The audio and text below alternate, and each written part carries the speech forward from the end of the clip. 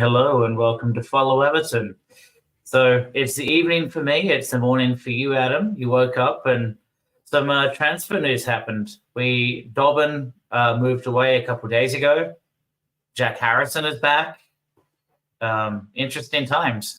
So did you have any thoughts on the first topics we wanted to go over that happened since you woke up?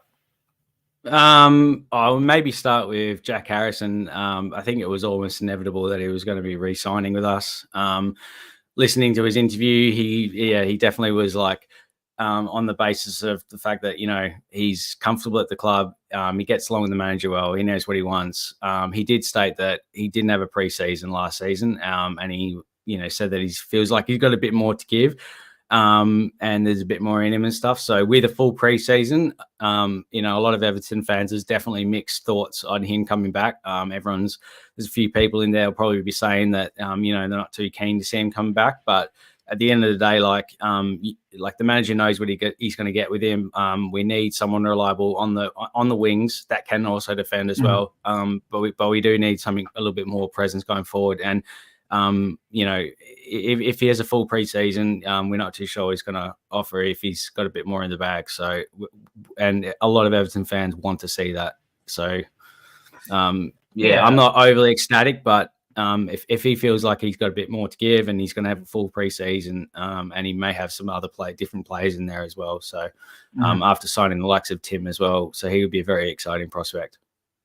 Yeah, and I think bringing Jack back should not be you hang up the boots for the day or say like the off season is over. No, this is an important addition for squad depth. Someone that knows how to play under the Ndiaye system. He is left-footed but can do a job on the right. Is actually okay in the number 10. So we have some coverage if anyone's out injured. Corey's injured, Dwight McNeil is out, and we don't have another wing replacement. We're kind of adaptable there. And we kind of knew based on last season that they weren't Leeds were not going to be able to afford the wages of Jack Harrison. So it's from unconfirmed reports, but they're saying that the £90,000 per week wages will be covered by Everton, which would make Leeds by far like the highest player in their squad.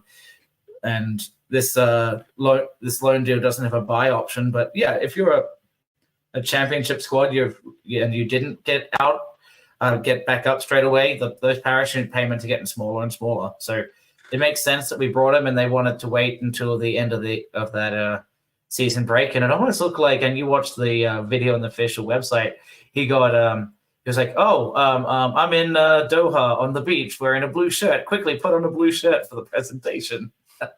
Yeah, that's it. On that, on Jack Harrison as well, very interesting. As in his contract with Leeds, it states that if they don't go up into the Premier League and they're still in the league below, that he's in his contract, he's eligible to still he doesn't have to come back to the club. So that was in his contract as well, which is pretty which is definitely another reason why he was, I think, keen on the idea of coming back to Everton.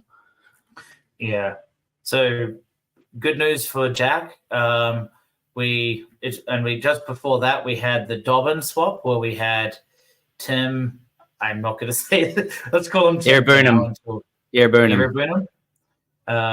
So Tim came to us and Lewis went to Villa, and especially someone that's been in our squad for quite some time. He had quite a nice heartfelt message that read, "Since the age of 11, I've called this club home, a lifetime of memories. There's been high points and lows, but I wouldn't change it for the world. I want to thank everyone associated with the club, from the staff, the players, the people behind the scenes, but most importantly, you fans. Thank you for your constant support and messages. I feel like now was the right time to start a new adventure and continue to give it my all to achieve my dreams. I'll forever be grateful for the club and wish you all nothing but the best in the future. Thank you, Blues," from Lewis Dobbin. So I thought that was well written. You don't not every player that leaves does that, but I think especially the photo they put on the graphic for this show, the one where he's just screaming when he scored his first goal, says a lot about his enjoyment of being a Blue. and it'll be sad to see him Yeah. go, but it's best for him. Yeah, absolutely. And he didn't he definitely gave his all at Everton. He didn't really get into Sean Dyche's first 11. We know that he's pacey, he's got potential, but at the moment, Everton were down towards the bottom of the table for quite some time over the last couple of years, and that's maybe another reason why he hasn't been able to get some proper solid game time. Whereas I think when he's gone to Villa now, he's definitely going to have an opportunity because of the way that they play. It's very fast paced on the counter, and they've got some very quick players that he can learn off. Ndiaye, and they've got some very pacey. And Bailey, yeah, imagine learning off those two for Dobbin, and that will suit his game a lot better than it would at us, because we don't play. We would like to play on the counter and get those types of goals, but we just don't do it consistently enough. Whereas I think someone like Aston Villa would be a great fit for him. So we would definitely wish him all the best from all the Everton fans, and we thanks for his service, and good best of luck to him. I have no hard feelings for him leaving, to be honest. Yeah, no, I think it's probably best for him if he's not going to. And sometimes we're screaming for Dobbin to come on, and you put in Ashley Young, which gives it's right on the wall that Dyche has a preference either for better or worse. Maybe Dobbin was better, it was a Dyche decision, or tactically he didn't feel that Dobbin was capable of doing the job that others could do. So he has that effort, and now the question becomes, and Dobbin's going to be going to a team that actually lacks a few wingers, which is kind of interesting because they've been playing Diaby as a number 10 recently, just behind Ollie Watkins, and then you have that advanced wing-back position for Matty Cash playing out right, and then you had Bailey as well. So it'll be interesting to see. There's probably more demand for him, funny enough, and we're screaming out for wingers, which is kind of ironic and says a lot. But yeah, speaking of winners and going back to Leeds, on the Liverpool Echo, there's been another link to Willie Gnonto. So we've previously been linked to them in recent windows. But yeah, it says that the Everton have already made an approach to sign Willie Gnonto. So what's your thoughts on him trying to get it? Because he actually down boots and down tools and stuff for a bit at Leeds. I think it was last window when we were after him, and he actually refused to play for him. He kicked up a giant hissy fit.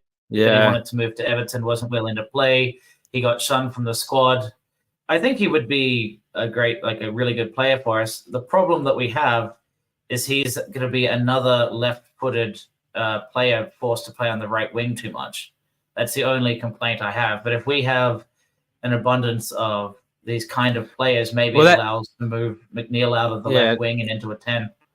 Yeah, I was going to say that. Yeah, McNeil could move more centrally, and his gameplay generally, he doesn't like to bomb up and down the left, even though he does get the crosses in. But yeah, he does prefer to cut inside, come into the center more centrally, and then play through there. He actually prefers that, and then he can attack the defense centrally and get a shot off with his left foot.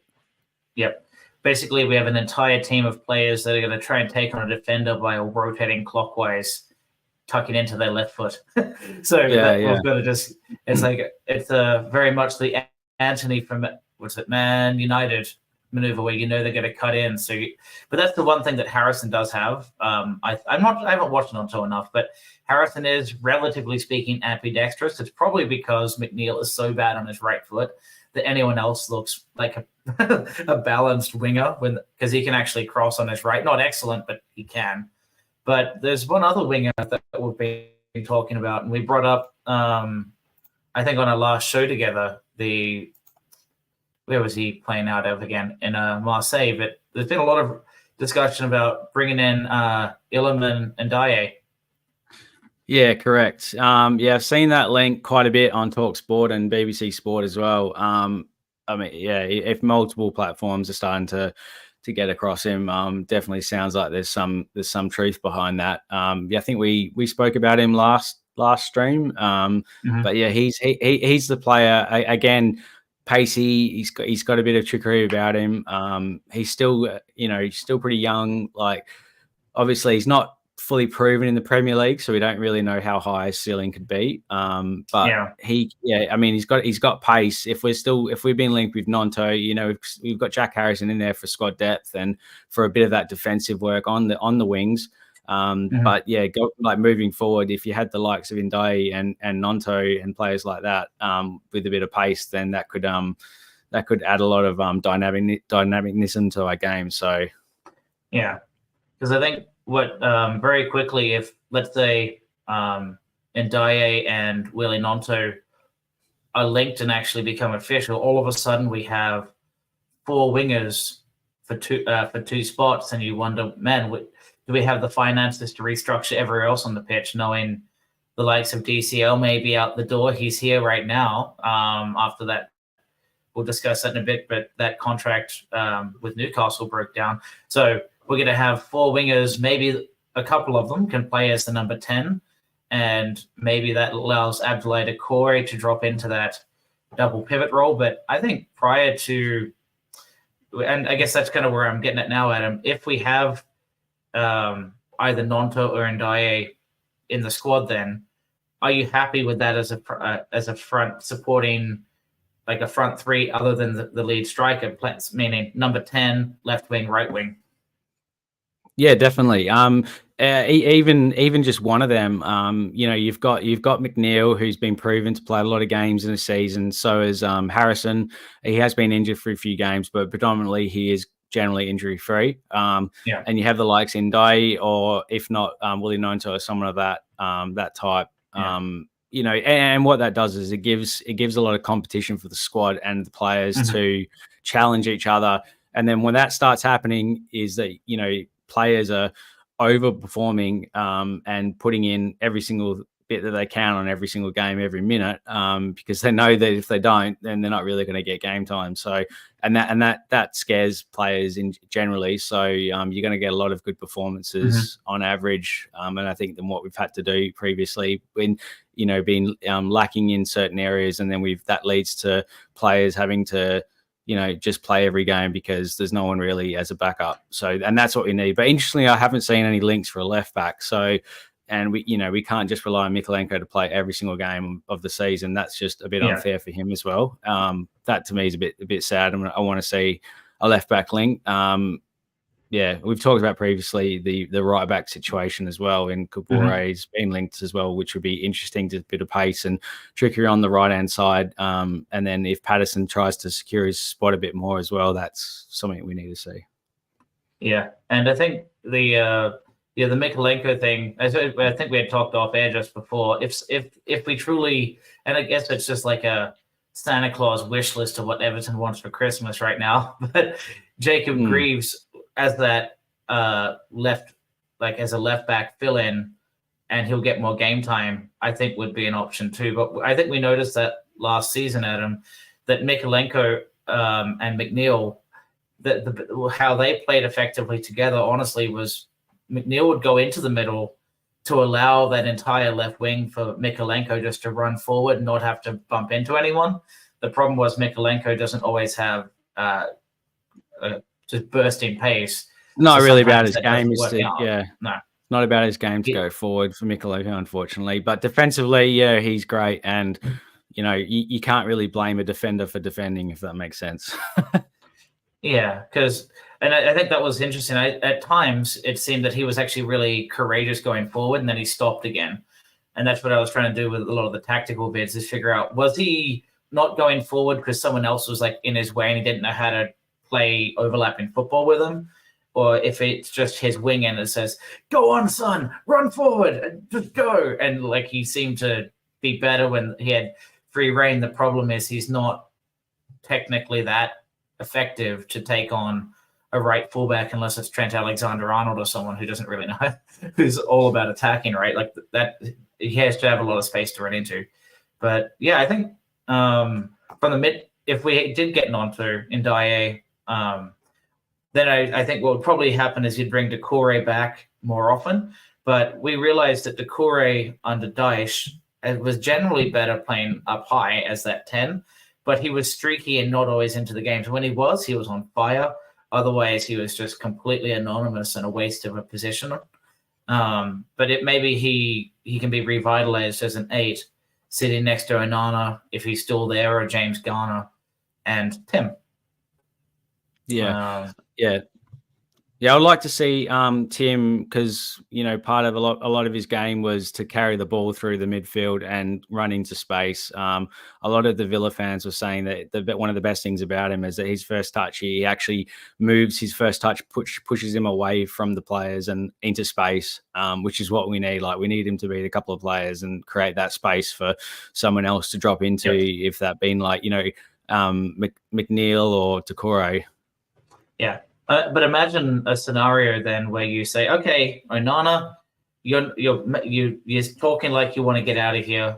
You're celebrating people leaving a little bit awkwardly on social media. You might be out the door, but he's got 1 foot out while he's on the Belgium squad right now. So if he goes and you have James Garner on the bench, and then you had Abdoulaye Doucouré and Tim as a double pivot just charging through the middle, I think that'd be fascinating to watch. We find a little bit more of that dynamism. James Garner can do it from time to time, but he seemed really unsure of it. He scored a good goal against Bournemouth early in the year last year, running through the middle. But if it was something like, as you're saying, if we see Tim do that, and we see that from Abdoulaye Doucouré as well, either a little bit more advanced or kind of running in parallel with each other, that's kind of what we want, a little bit more of breaking the lines, especially – you're either doing a long diagonal or you're trying to do a quick darting run through the middle on a counterattack, which leads us to, how do we score those goals, Adam? We have someone that has 1 year left on a contract, has not extended, and seems like he might be on his way out right now, in Dominic Calvert-Lewin. Yeah, there was definitely a lot of mixed reports going on, and a lot of links to Newcastle, and then coming back to Everton, there was a link with Callum Wilson. So, Wilson's obviously very injury prone, but he definitely knows where the net is, and he scores a lot of goals. Even like per 90, his goal threat, his expected goal threat's a lot higher than DCL. So, like, I would have definitely liked to seen Callum Wilson at Everton, but like Calvert-Lewin's definitely had his injury issues over the last couple of seasons. Dyche is, I think, one of the only managers to really get him going. Ancelotti, was also quite good with him as well, and got a lot of good progress out of DCL. But yeah, Dyche has done very well to get Calvert-Lewin, fit and firing again. It's just confidence for him. I think once he starts you saw towards the end of the season, he did get quite a few goals consecutively. So, he was definitely feeling it. But he just needs to be able to do that for a consistent season, in my eyes, to be able to be a permanent starter for us, really. And a good goal threat. He's definitely a goal threat. He's got it all. He's been in the club for a long time now. He knows what it's about. It's just for him, it's getting his confidence. And I think he can do quite well, and he could be our starting number 9. I still think that. So. Yeah, I think he very well still could be. I know he had an inconsistent season in some respects, but was at least consistently fit and available outside of fractured cheekbones and this kind of thing, which was unavoidable for him. He was a lot more ready and available, which would actually be an interesting thing. You're saying Callum Wilson's had a lot of injury bugs. Maybe he's open to working with Dyche if the opportunity arose, solely because it's a manager that seems to be able to bring players in effectively and not injure them. But it seems, at least for DCL right now, he's looking on the out, even if we appreciate his commitment. And that was part of the graphic for the intro there, was that moment where he's got his arms raised, shirt off, after the pitch invasion of that goal that kept us up that scary season 3 years ago now against Crystal Palace. So clearly you're never going to forget it, but maybe it is. He loves the big headers, doesn't he? Big header against Crystal Palace, big header against Liverpool. Yeah. Well, the big header against Liverpool, granted, you know who was marking him? Trent Alexander-Arnold. So it wasn't, Granted, I'm not exactly of a jumping stature either, but of all players, it's always weird when it's like, why would you leave DCL on that, like, marked by that guy on the back post? It's never going to make sense to me, but great for us, wasn't it? The other thing about this now, the Newcastle winger, I'm forgetting his name off the top of my head right now, that we were linked with, was basically meant to be a swap deal. Mintech. Yeah. So the whole idea was that DCL would go to Newcastle, and we would receive money up front, but we wouldn't act technically. They wouldn't have paid us yet, but we're perceived to receive that money, and then we would do the same for Mintech. Therefore, our books would be balanced, but we're actually paying it back later, so you're above board for PSR. That was where it was kind of related, and that's why they both broke down once DCL fell. Yeah, I still think that Mintech deal could potentially work. So I have seen some reports that the deal's worth about 30 mil. So, like Mintech's one of those players. I think predominantly he's playing on the right. So he could be, a very dynamic, pacey winger. But then, we've been linked with Ndiaye, which we've talked about, and then you still got Harrison, McNeil. So Dobbin going, it still opens the door for a few more players. But like Dobbin was he was on the bench quite a bit. He came on for a few minutes. He's obviously scored that great goal against Chelsea, but he was definitely I don't even know if I'll call him like a fringe player. He sort of was, but he wasn't consistently getting the game time. But this is, I think, if Everton are moving forward as a club and they're buying players that potentially Dyche and Thelwell are both collectively agreed on the fact that they're spotting players like Ndiaye and Mintech, where they're like, okay, yep, sweet, he's going to come straight in and he's going to start. Like he'll be in my starting 11, and this is the game plan where I see the team, the tactic, all that sort of stuff. I think. That's definitely something that I think Everton as a club and is what we should be excited for. We are moving forward, and that's what I would like to see. Is identifying players like Mintech and Ndiaye where we think we're actually going to have some success with them. Because even like Crystal Palace have been linked with Ndiaye as well, so we know Crystal Palace's scouting network and the players that they identify and they're bringing to the club are definitely up there. Yeah, and especially if I'm not sure if it's official yet, but Michael Elise, they talked about lots of links with Chelsea, but everyone says Chelsea. But I think he's either officially or about to go over to Bayern Munich. So they have some gaps to fill over there. So interesting that, as you just said, that they were looking for a like-for-like replacement maybe. So, but yeah, for us, the other thing that you were saying there, which is really important, is, okay, DCL, what's he, 28, 29? So at sort of the peak of his time in football, a couple years more and his value drops down. He's fit and healthy. So if there's a time to sell for value, it's right now for him. And we're trying to get people a little bit younger, maybe unproven in the Premier League, so their value goes up by visibility in the Premier League rather than playing in the Eredivisie in the Netherlands on loan, as he did for Feyenoord. Like you get, if you come to the Premier League a bit like Onana moving from, I think it was Lille, all of a sudden that recognition, play for a couple of years in the Premier League, say you're Premier League proven, come up 20 mil in value, and you can either sell off or keep them, So that's we're trying to get a more stable 3 to 4 year team here instead of, well, Godfrey's about to go, Keane's about to go, Holgate's about to go, Mopay's out the door, DCL if he's injured or not, Branthwaite have to sell him, and Tarky's good until he's not at his age, So like we want to get some steadier players that are permanent, and if we're about to lose Branthwaite and Onana, we needed some new fresh blood. This is the way to do it. Yeah, like Tim. I wouldn't say he's a like replacement with Onana, but he definitely gets his tackles in. He's a bit of a box to box midfield. He can do everything. And yeah, like a lot of the Aston Villa fans don't say too much bad things about him. They're actually quite upset that he's gone. But yeah, like all the recent links at Everton have been are all young players, in the mid-20s or early 20s. They're pacey, they've got a bit of trickery about them, which is something that we're definitely lacking. And it's possibly something that there was identified that this is something we need to look at. And that's quite exciting. But I also think Freakin, when he comes in, I said before, he could make some big name signings. So yeah, that's something to look out for, I think.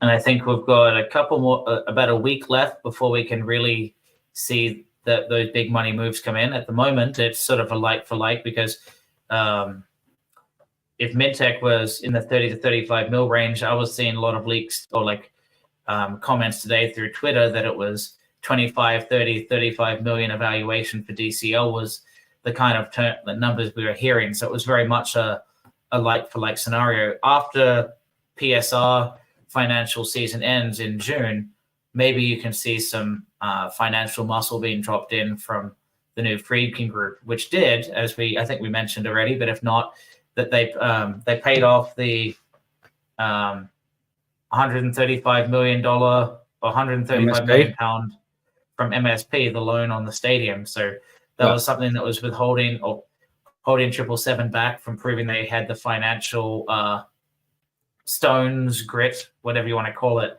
to get across the line and be a trustworthy financial entity to own Everton in the first place, according to the Premier League. Straight away, yep, no problem. There's 135 mil. We're good. They didn't have to bankrupt Bonzo Airlines out of Australia to pay a debt.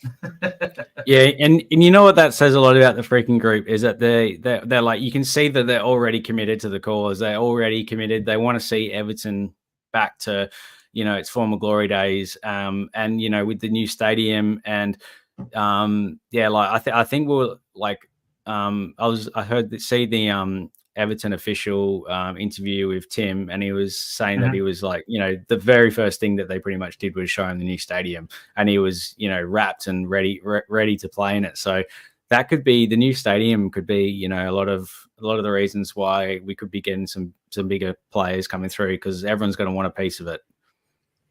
Yeah, hopefully it's not Kevin Thelwell pulling all these guys aside and say, hey, Dyche doesn't like young, pacey players, but we're just holding on to him for one more year, okay? When we get to the new stadium, everything will be great.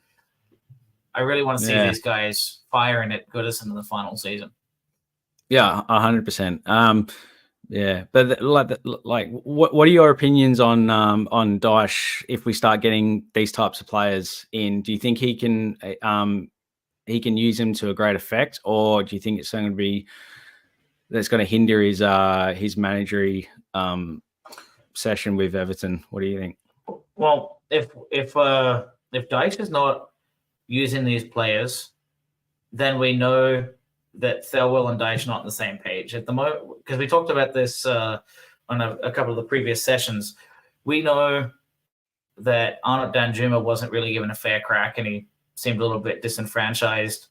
And Adrisagani Gay and Onana got along with him pretty well, but he wasn't really breaking into the team.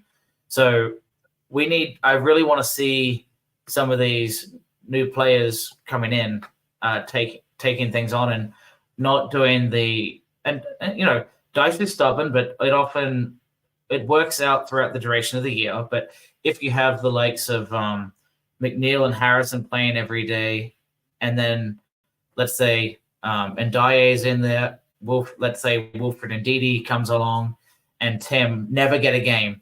Beto never gets a game. Or it's the same old squad. Ashley Young comes in at right midfield because he doesn't trust people. That's where it's a little bit iffy. As long as we're giving these players a go, I think that the Dyche tactic works.